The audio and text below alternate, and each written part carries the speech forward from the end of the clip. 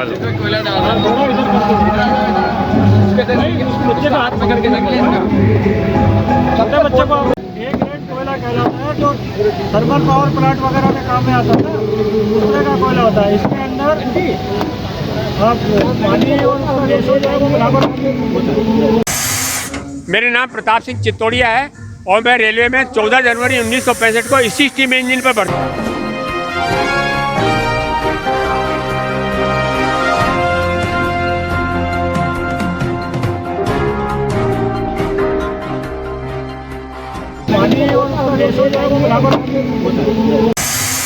मेरा नाम प्रताप सिंह चित्तौड़िया है और मैं रेलवे में 14 जनवरी 1965 को इसी स्टीम इंजन पर भर्ती हुआ था और इसी स्टीम इंजन पे मैंने शंटिंग करी कारखाने में, कैरिज कारखाने में, लोको कारखाने में, अजमेर यार्ड में, और फिर मैंने मालगाड़ी चलाई अजमेर में, और फिर मैं सन 71 में मालगाड़ी का ड्राइवर बन गया, फिर 76 में अड्डे का ड्राइवर बन गया, स्टीम इंजन से अड्डे चलाए, फिर मैं पैसेंजर ड्राइवर बन गया, फिर मैंने पैसेंजर चलाई, फिर मैं मेल एक्सप्रेस ड्राइवर बन गया उदयपुर में, मैंने वहाँ पे मेल एक्सप्रेस चलाई, चेतक एक्सप्रेस और हिम्मतनगर एक्सप्रेस, और फिर मैं JFI बन गया, फिर मैं LI बन गया, फिर मैं लोको फोरमैन बन गया, फिर मैं CLI सेलेक्ट हुआ। मैंने रेलवे में 41 बरस 3.5 महीने नौकरी करी है रेलवे में। धन्यवाद। अच्छा, आज कैसा लगा कि मैं देख के मैं ये इसलिए पढ़ के आया अखबार में कि जिस इंजन पे मैंने 41 बरस 3.5 महीने नौकरी करी, ताकत देखो तो सही ऐसा। अब उस जमाने हमारे ज़माने में मोबाइल नहीं थे, वो कैमरा नहीं था, तो मेरे आज पोते हैं जो इंजीनियरिंग पढ़ रहे हैं IIT रुड़की में, वो बोलते दादा तुम फोटो रखते तो सर हम देखते तुमने कैसे चलाया इंजन। सही नाम बताइए आपका। मेरा नाम प्रताप सिंह चित्तौड़िया। हाँ जी भाई साहब, क्या है ये स्टीम इंजन का और आज किस तरह से बाल दिवस पे इसको? एक्चुअली बाल दिवस की बात नहीं है, सिर्फ मतलब स्टीम इंजन का जो लोको कारखाने के साथ में एक बहुत लंबा चौड़ा इतिहास रहा है, और मैं कहूँ कि भारतीय रेलवे का स्टीम इंजन के साथ में एक लंबा चौड़ा इतिहास रहा है। ये जो स्टीम इंजन आज आप देख रहे हैं, ये भारत का सबसे पहला आयातित भाप इंजन है, जो मीटर गेज में शंटिंग इंजन में काम में लिया जाता था। 1873 में ये इंजन लंदन में बनाया गया था, उसके बाद 1874 में इसको इंपोर्ट करके इंडिया लाया गया, और ये भारत की जो गंगा, लोअर गंगा कैनाल है, वहाँ पर इस इंजन ने काम किया।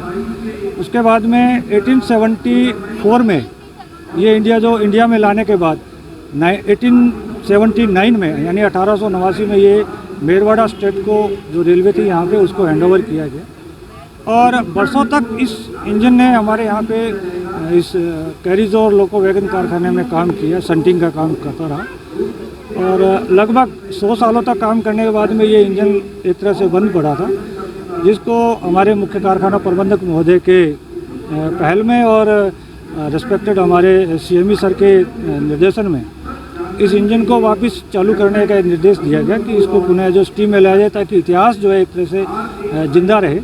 तो हम कारखाने के हमारे साथियों ने, Shri GR Pannu SSC millwright और विक्रम सिंह SSC मिलराइट ने, और यहाँ की टीम ने मिलकर के इस स्टीम इंजन को पुनः स्टीम में लाने का काम किया, और आज ये स्टीम में पूरी तरह से वर्किंग में कर रहा है। तो इसी इतिहास को दिखाने के लिए और आम जनता को इस भाप के इतिहास से रूबरू कराने के लिए आज यहाँ पर एक प्रदर्शनी भी लगाई गई है, और इस स्टीम इंजन को पुनः स्टीम में चला करके दिखाया गया कि ये इंजन किस तरह से काम कर रहा है। लोगों में किस तरह का उत्साह है इंजन देखने के लिए? लोगों में अभी सुबह से देख रहे हैं कि जिस तरह से काफ़ी भीड़ लगी हुई है, लगभग 100-150 लोग सुबह से लेकर अभी तक आ चुके हैं इसको देखने के लिए। लोगों में उत्सुकता है, क्योंकि जो अभी नई पीढ़ी है, उन्होंने स्टीम इंजन किस तरह से चलता है, कोयले का इंजन, कोयला कहाँ से डाला जाता है, इसके बारे में लोगों को पता ही नहीं है। तो उस जो नई जनरेशन है वो देखना चाहती है, उत्सुकता है कि हमारी इतिहास किस तरह से है। आपका नाम? मैं GR Pannu, senior section engineer, millwright loco कारखाना। हाँ सर, आज क्या कार्यक्रम? ये बेसिकली जो भाप इंजन है, समय के साथ साथ जैसे फेज आउट हो गया, अब तो आजकल डीजल आ गया, डीजल के बाद इलेक्ट्रिकल आ गया टेक्नोलॉजी के साथ साथ। तो लोगों में, जिन लोगों ने देखा नहीं है, उनको बड़ा कौतूहल रहता है कि ये भाप से भी कैसे इंजन चलते होंगे। तो उनके आम जन की कौतूहल को दूर करने के लिए हमने सोचा कि लोग रुचि लेंगे, देखेंगे, थोड़ा अच्छा लगेगा उनको। इसलिए हमारे पास एक इंजन है, ये बहुत पुराना, इसको हमने एज ए शो पीस रखा हुआ है लोगों के बाहर पेडेस्टल के ऊपर, और लेकिन ये है कि फंक्शनल है इंजन। तो इसको हमने सोचा क्यों ना इसको आज इसको थोड़ा लाइटअप किया जाए और स्टीम में लाया जाए और लोगों को दिखाया जाए। आपने देखा होगा कि इसकी जब विसल बजती है स्टीम की तो अपना अलग ही नज़ारा पेश होता है। तो यही हमारा प्रयास था और इसके चलते हमने ये आज कार्यक्रम रखा। हम लोग आ भी रहे हैं, देख भी रहे हैं। साथ साथ हमने कुछ इस लोको वर्कशॉप का, इस कारखाने का जो इतिहास है कि मतलब इसने क्या क्या कार्यक्रम किए, क्या क्या काम किए बरसों बरस 1876 में अपनी एग्जिस्टेंस में आने के बाद, उसके बारे में थोड़ा सा लोगों को बताने के लिए हमने वहाँ कुछ डिस्प्ले किए हुए हैं, फ़ोटोग्राफ वगैरह जर्नी अन्य चीज़ें। और मुझे लगता है कि हमारा प्रयास थोड़ा सार्थक ठीक ही रहा और इस रिस्पांस के हिसाब से देखेंगे, अगर मौका लगा तो फिर करेंगे, कभी मौका लगेगा तो। आपका नाम? मैं अशोक कुमार अब्रोल हूँ। मैं इस कारखाने में यहाँ मुख्य कारखाना प्रबंधक। आज ये भाप इंजन का बंद के लिए रखा गया है, क्या उद्देश्य है और कब अपने पास आया है? यह इंजन बेसिकली जैसा कि आपने देखा भी होगा 1873 का निर्मित इंजन है। ये इंग्लैंड में बना था, एक हॉथन कंपनी है उसने बनाया था। और बेसिकली ये इनिशियली हमारे पास आया था, ये राजपूताना स्टेट के लिए आया था। ये 1873 में बन के 1879 में उनके पास आया था और हमारी वर्कशॉप में फिर जब उनका काम ख़त्म हो गया था फिर इस वर्कशॉप में 1885 में हमारे पास आया। और इसको हमने सिर्फ, हमारा पर्पज़ यही था कि बहुत से लोग हैं जो कि ओवर द ईयर्स जिन लोगों ने स्टीम का, भाप का कार्य नहीं देखा है, उनके मन में एक कौतूहल होता है कि भाप से इंजन कैसे चलता होगा। तो एक आम जन की एक कौतूहल को दूर करने के लिए, उससे रूबरू कराने के लिए हमने ये प्रयास किया कि मतलब इसको आज लाइटअप किया जाए और इसमें स्टीम लाई जाए। और ये पेडेस्टल पे रखा हुआ है जैसा आपने देखा होगा, लेकिन वो पूरा सिस्टम से चालू है। वो प्रारंभ करके दिखाया भी है, पहिए उसके घूम रहे हैं, विसल वगैरह सारे उसकी जो चीज़ें हैं, जो उसके सेफ्टी इक्विपमेंट हैं वो सारे फंक्शनल हैं, कार्य कर रहे हैं। और लोगों ने विशेष कौतूहल के लिए हमने ये आयोजन किया, वो वास्तव में देखा होगा आपने, लोग आ रहे हैं, देख रहे हैं और बच्चे तो खासकर काफ़ी इंटरेस्ट ले रहे हैं।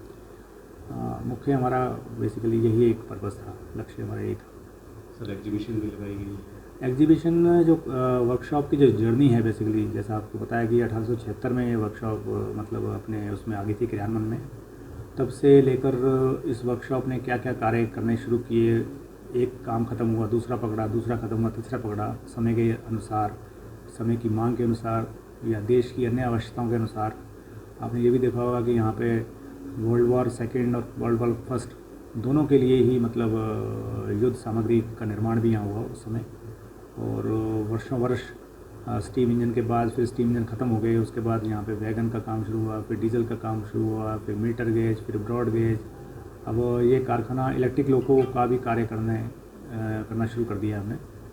तो ये एक जर्नी दिखाई है हमने और उसी से संबंधित कुछ फ़ोटोग्राफ वगैरह हमने आम जन के लिए रखे थे यहाँ पे, जो कि लोग देख रहे हैं, खासी रुचि ले रहे हैं।